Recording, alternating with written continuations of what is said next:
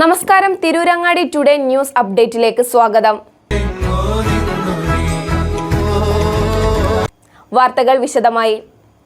തിരൂരങ്ങാടി താലൂക്ക് ആശുപത്രിയിലെത്തുന്ന വയോജനങ്ങളും ഗർഭിണികളും ഭിന്നശേഷിക്കാരടക്കം ശൗചാലയം ഉപയോഗിക്കാൻ സാധിക്കാതെ ബുദ്ധിമുട്ടുന്നു.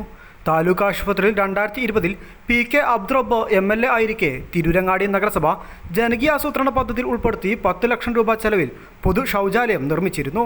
ഇതിൽ സ്ത്രീകൾക്കും പുരുഷന്മാർക്കും 3 വീതം ശൗചാലയ മുറികളാണ് നിർമ്മിച്ചിട്ടുള്ളത്. 3 എണ്ണത്തിൽ ഭിന്നശേഷി സൗഹൃദ ശൗചാലയം എന്ന പേരിൽ ഒന്നുമുണ്ട്.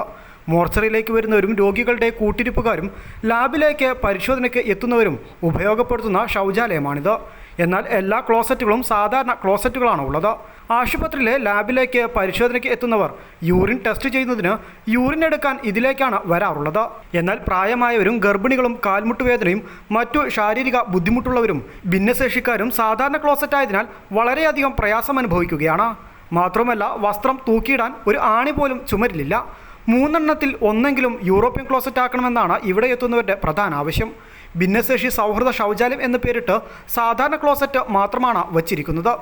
ഭിന്നശേഷിക്കാർ എങ്ങനെ ഇത് ഉപയോഗിക്കുമെന്നതുപോലും ഇത് നിർമ്മിച്ച അധികാരികൾ ശ്രദ്ധിക്കുന്നില്ല. സാധാരണക്കാർ ആശ്രയിക്കുന്ന ആശുപത്രിയിൽ എന്തും ചെയ്യാമെന്നാണ് അധികാരികൾ കരുതിയിരിക്കുന്നതെന്നും എത്രയും വേഗം വയോജനങ്ങൾക്കും ഗർഭിണികൾക്കും ഭിന്നശേഷിക്കാർക്കും ഉപയോഗപ്പെടുത്താവുന്ന തരത്തിൽ യൂറോപ്യൻ ക്ലോസറ്റ് സ്ഥാപിക്കണമെന്ന് പൊതുപ്രവർത്തകനായ കക്കാട് കരിമ്പിൽ സ്വദേശി TP ഇമ്രാൻ ആവശ്യപ്പെട്ടു. നമ്മുടെ തിരൂരങ്ങാടി താലൂക്ക് ആശുപത്രിയിലെ നഗരസഭ പുറത്ത് ഒരു പൊതു ശൗചാലയം നിർമ്മിച്ചിട്ടുണ്ട്. അതിൽ പുരുഷന്മാർക്ക് 3 ടോയ്ലറ്റും അതേമാതിരി സ്ത്രീകൾക്ക് 3 ഇത് 3 സാധാ ടോയ്ലറ്റുകളാണ്. ഒരൊറ്റ യൂറോപ്യൻ കക്കൂസ് പോലും യൂറോപ്യൻ ടോയ്ലറ്റ് പോലും അവർ നിർമ്മിച്ചിട്ടില്ല.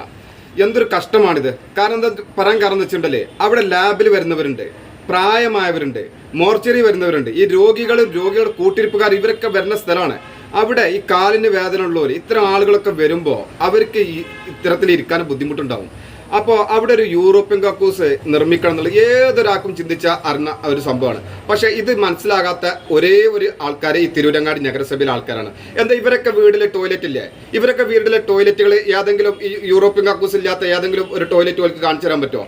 അപ്പോൾ ഈ തിരൂരങ്ങാടി നഗരസഭയിൽ സാധാരണക്കാർ വരുന്ന ഹോസ്പിറ്റലിൽ അവർക്ക് എന്തോ ആവാം, അവിടെ എന്തും ചെയ്യാം, അവിടെ എന്തും ഇതാക്കാമെന്നാണ് ഇവരൊക്കെ ഒരു ധാരണ. അവിടെ ഒരു ഡ്രസ്സ് ഊരി കൊണ്ടൊന്ന് ടോയ്ലറ്റിൽ ഇരിക്കാൻ പോലും ഒരു ആണി പോലും അടിച്ചിട്ടില്ല. അവിടുത്തെ സ്ഥിതി ഒന്ന് പോയി നോക്കിയാലാണോ? അപ്പം നമുക്ക് പറയാനുള്ളത്, ഇനിയെങ്കിലും അവിടെ ആ ടോയ്ലറ്റിൽ ഒരു 2 എണ്ണം പുരുഷന്മാരുടെ സ്ത്രീയിലും 2 എണ്ണം യൂറോപ്യൻ കക്കൂസ് ആക്കി മാറ്റാൻ കഴിയണം. അതല്ലെങ്കിൽ ഇത് ജനങ്ങളോട് ചെയ്യുന്ന ഒരു വെല്ലുവിളിയാണ്. അത് മാറ്റാൻ നഗരസഭ ഇനിയെങ്കിലും തയ്യാറാണെന്നുള്ളതാണ് പറയാനുള്ളത്. ഗർഭിണികൾ, അതേമാതിരി പ്രായമായ ആളുകൾ, സ്ത്രീകളും പുരുഷന്മാർ ഇവരൊക്കെ ടോയ്ലറ്റിൽ വരുമ്പോഴാണ് ഇതിൻ്റെ അവസ്ഥ കാണുന്നത്. നഗരസഭയോട് ഒന്ന് പറയാനുള്ളത്, ഈ തിരൂരങ്ങാടി താലൂക്ക് ആശുപത്രിയിൽ വെറുതെ ഓരോ കെട്ടിടങ്ങൾ നിർമ്മിക്കല്ല, അത് മനുഷ്യർക്ക് ഉപകാരപ്രദമായ രീതിയിൽ നിർമ്മാണാത്മകമായിട്ട് ക്രിയേറ്റീവായിട്ട് ഇത് ചെയ്യാൻ കഴിയണമെന്നും കൂടി അഭ്യർത്ഥിക്കുകയാണ്.